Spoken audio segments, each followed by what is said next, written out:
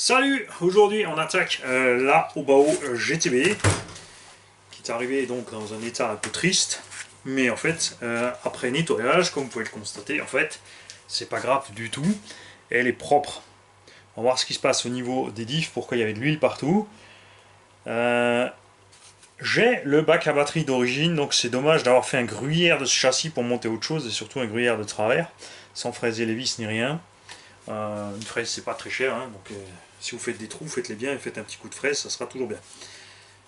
On a le bac d'origine, le plus souvent, ce qui arrive avec le bac d'origine, en fait, c'est vrai, c'est le plastique est assez mou et on arrache les vis, mais les puits sont très longs.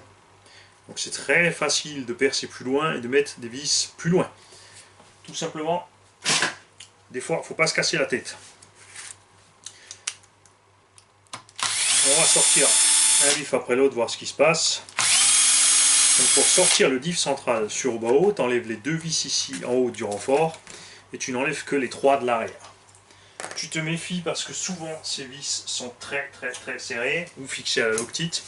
Là ils ont déjà été remplacés, donc ça devrait aller.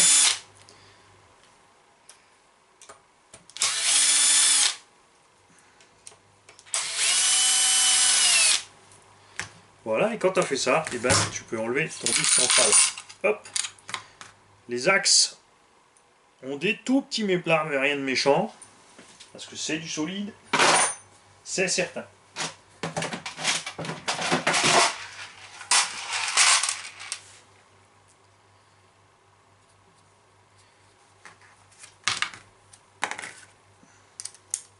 Pour atteindre le diff, par contre, il faut quand même enlever les 4.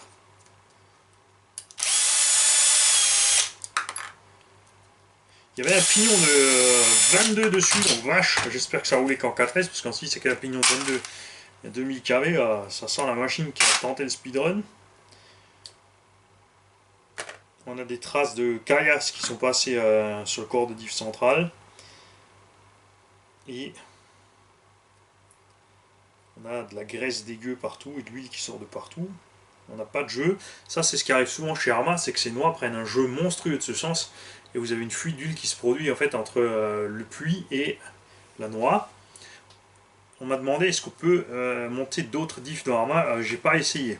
Alors déjà les Obao ne montent pas parce que Arma ils ont fait un truc chiant, c'est que chez Obao, ici, l'axe c'est en 8, ça rentre en 8 dans le roulement, fin de l'histoire. Chez Arma, c'est en 8 à l'intérieur, en 5 ou 6 à l'extérieur. C'est des toutes petites têtes de pignon d'attaque.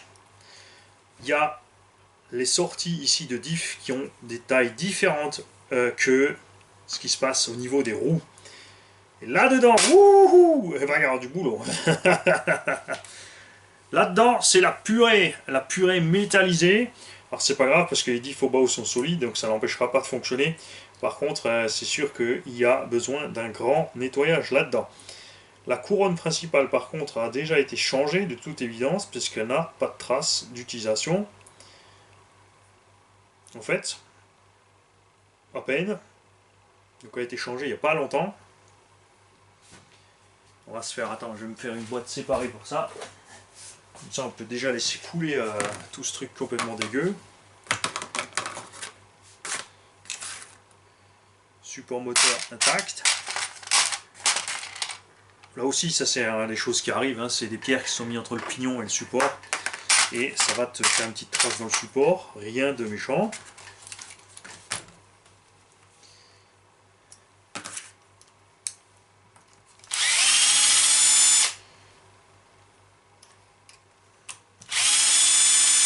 Les skid plates, on va voir s'ils ont été mis pour maquiller, c'est-à-dire pour rendre la chose moins grave à regarder, ou s'ils ont été mis à temps pour effectivement protéger en fait. Et ça a été fait pour maquillage. Et on a de l'huile partout ici. De l'huile fraîche par contre. Hein. Alors, est-ce que c'est... Il y a vraiment de l'huile fraîche partout, donc soit les diffs ont été faits mais mal faits, soit il y a de l'huile qui a été mise à l'intérieur du diff, alors que ça sert à rien. Là il y a une vis, une fois qui a dépassé en fait, qui s'est fait arracher. C'est rien de méchant, hein, c'est pas grave. Après c'est le genre de truc, comme dit, si vous vendez une machine comme ça, dites-le. vous faites une photo, vous démontez tout, et vous dites voilà, là il y a ça, là il y a ça, mais je la vends 200 balles, donc t'es content ou t'es pas content. Ça, le mec il s'attend à une ruine et il s'aperçoit qu'en fait c'est pas trop une ruine, hein, je veux dire ça va. Les trains roulants sont intacts. Donc le châssis qui a subi quelques petits perçages et trucs pas méchants. Là ça pisse de partout.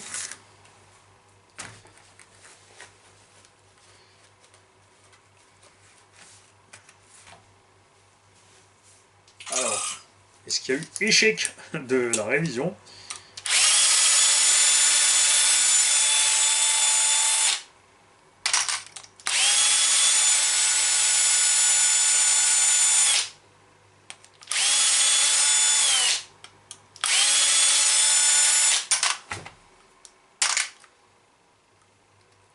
Ah, il y en a vraiment partout, partout, partout. C'est vraiment de l'huile toute fraîche.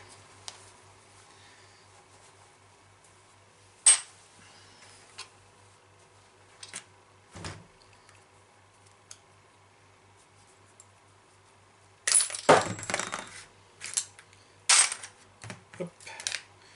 Les cardans sur les roues aussi, un petit peu marqué mais ça va. Roulement impec. C'est du haut bas haut. Là aussi, roulement impec. Tout se passe bien. Alors soit il a été mis trop d'huile et du coup ça sort de partout, soit il y a un problème de joint.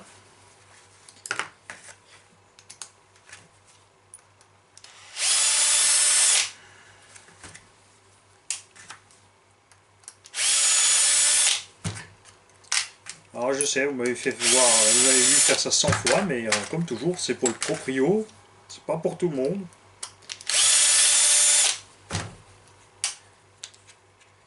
Ouh! Là aussi c'est la purée, mais en fait cette purée, je vous explique, c'est pas l'huile qui est complètement cramée. Ce qu'il y a, c'est que d'origine ces diffs sont graissés, et quand on met de l'huile dans le gras, et ben ça fait ça. En fait. Au centre, effectivement, on a brûlé un peu, mais encore ça va. C'est pas très grave.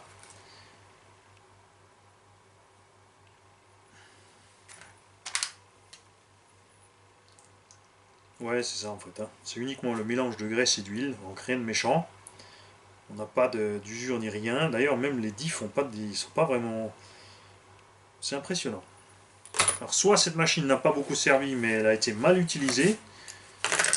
Et c'est pour ça qu'elle a été vendue après, parce qu'elle ne convenait pas, parce que c'était trop bourrin. Parce qu'on a quand même des sacrés dépôts de crasse là. Soit elle a servi dans le tout-terrain, je sais pas. C'est assez space.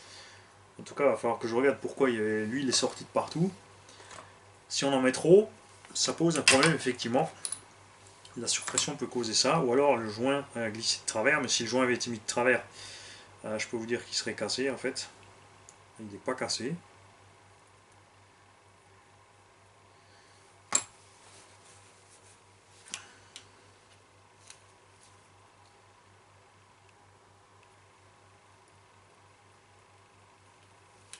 Hop, on passe à l'avant.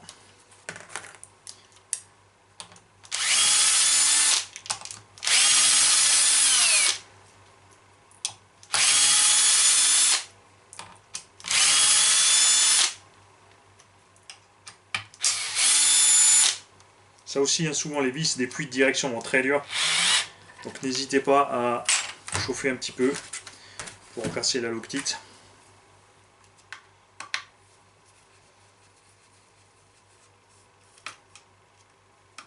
Après, comme on peut les enlever par en haut, vous pouvez laisser le puits dessus et l'enlever par après, c'est pas un problème.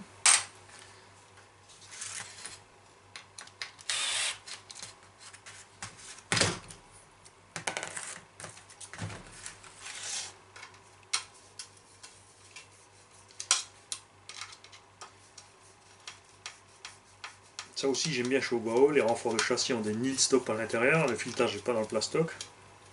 Bon, ça, il y en a plein qui font. Hein.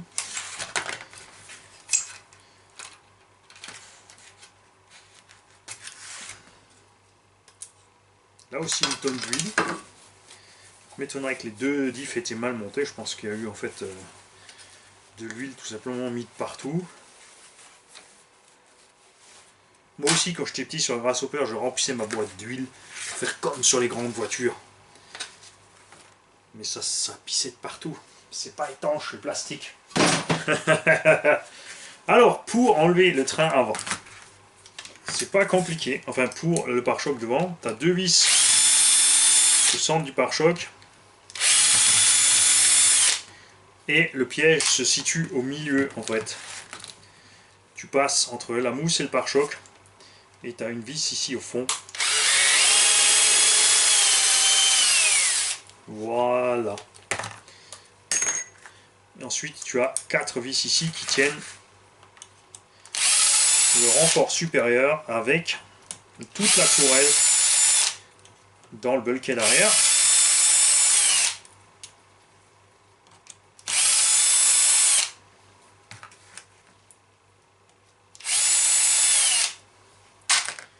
Voilà. Et là, tu peux virer tout ton pare-choc avant.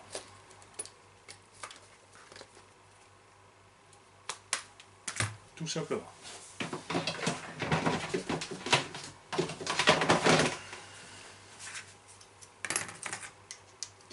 Le reste, c'est comme le train arrière.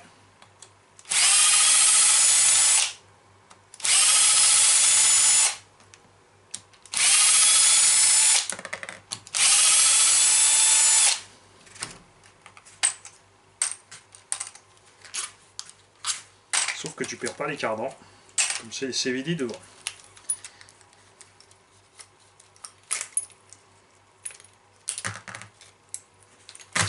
Après, ça nage dans l'huile.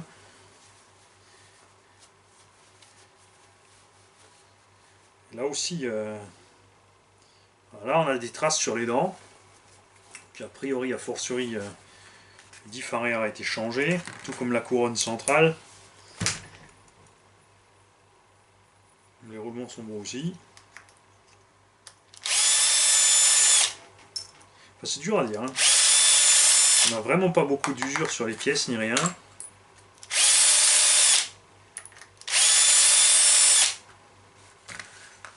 Les roulements à bague orange sont d'origine de toute façon.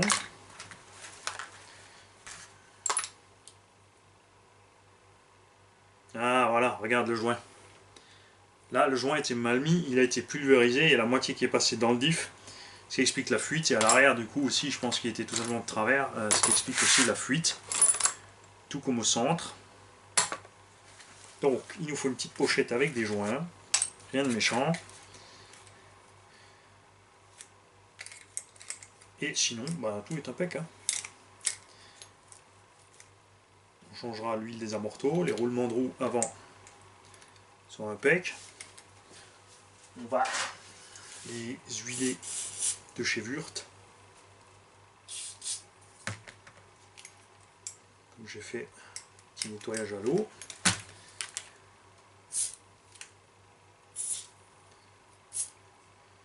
Comme ça, le temps que je démonte, il ne se passera rien. Et tout cela, l'arrière aussi impeccable.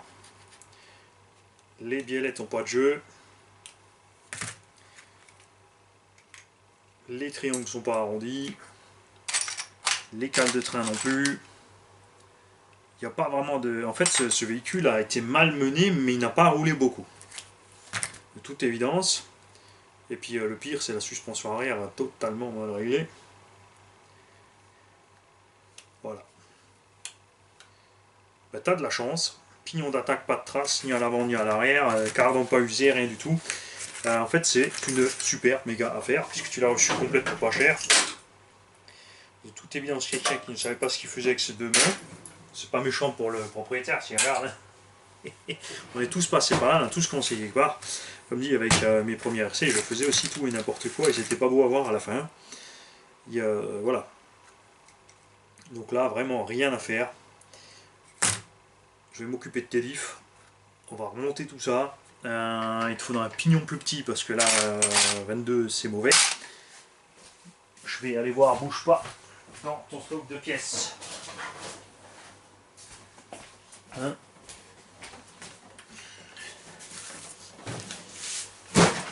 Alors,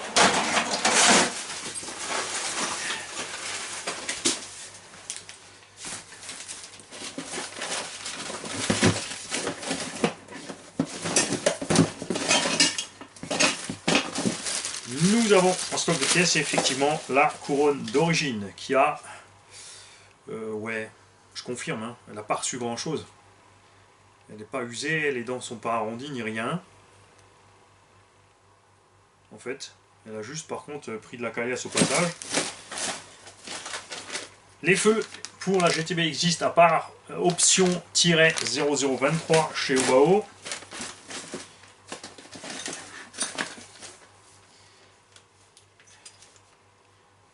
Et on a donc un jeu de cardan court au case, jeu de cardan normaux et un jeu de cardan arrière en rab, mais pas de joint. J'ai les ressorts déjà que j'ai déjà préparés et donc le boîtier radio. Je te contacte et on voit ce que tu veux au niveau réglage et autres. Et moi, tout ce qu'il me faut, c'est quelques petits joints de dispo chez Papa Vartel. Salut!